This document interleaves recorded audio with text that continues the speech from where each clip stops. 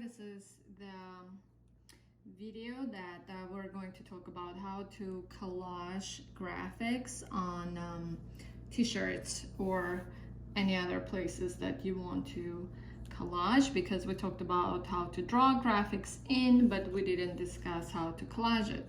So I'm gonna bring an example of this t-shirt. So this is a regular t-shirt. You can add color if you want. You can make it any color, but the technique is basically very self-explanatory. You just take the graphics that you like. You kind of pick a graphic. So for example, it can be different size, it can be small, a little bigger. You figure out the placement where you want it to be. And for this case, I'm going to pick this graphic. I want to place it here. And what you can do is you want to apply a little glue. And one of the best glues is this regular kids stick glue to apply, because it just kind of dries seamlessly. So that's kind of my favorite one. You can also use rubber cement. You can use tweezers so you're not getting your fingers messy, because then it will kind of smear all over. So you have to make sure that you cover the edges pretty well, because that's where usually it tries to get unglued. So try to make the edges of the collage piece very well glued. So you want to pick it up with your little tweezers, and when you already decided where you're going to place, you lay it down very carefully. And again, with the use of tweezers, so it is as clean as possible, and just gently kind of pat. And then what you want to do is just take another piece of paper and just kind of go like this to make it stick stronger, because otherwise, if you do it with your fingers, you're gonna smear the glue all over and it's not going to be so good. So after you did this, then you can apply shadows to kind of blend it in. And I like, again, to start with the lightest shadows.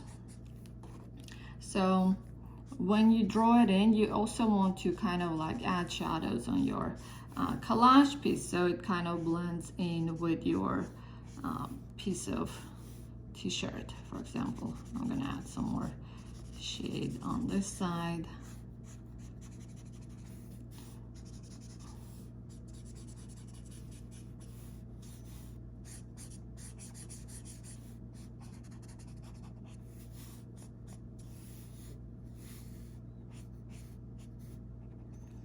And then I can do with a little bit darker tone to blend it in more completely and evenly.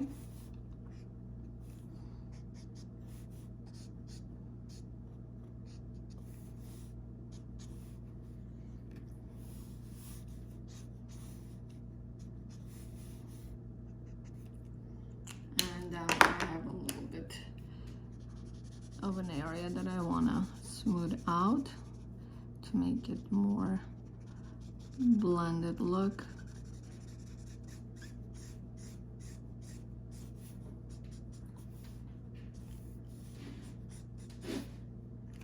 And then I'm going to add my outline.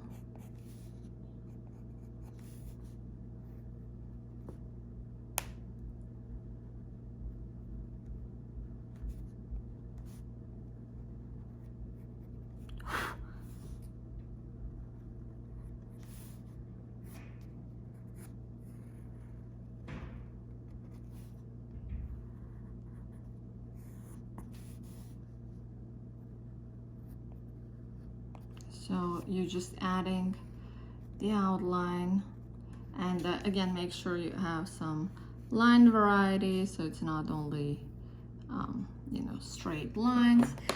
What also I like to do is to add some seaming, and I like to use the Copic multi-liner for it because it just looks a little cleaner, because I tend to be more of looser in my sketching or illustration, but then when I make the seams a little bit tighter, then it kind of pulls everything together better.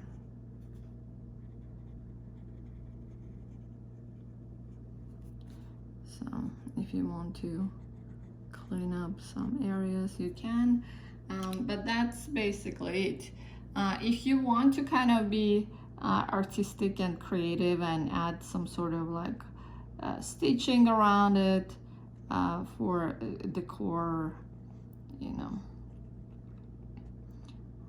as an artistic choice, you can do that too. That kind of tends to blend it in a little bit better, but it depends, of course, on your design, depending what you're trying to achieve as the look.